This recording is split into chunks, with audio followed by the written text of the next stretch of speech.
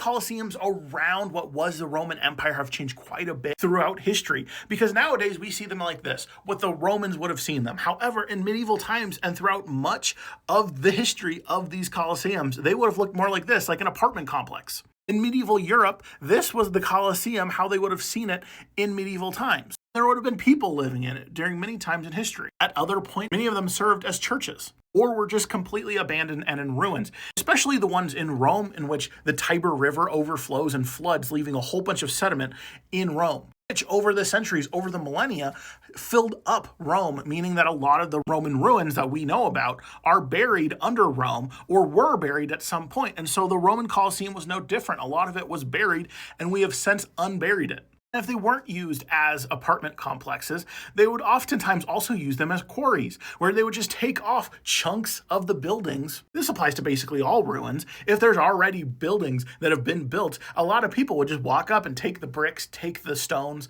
whatever that has already been cut, because that's saving them labor having to do it themselves, and they would go and build it on their own homes. And we can see that through many historic buildings across the world that have taken building components from previous buildings and added them to the new building.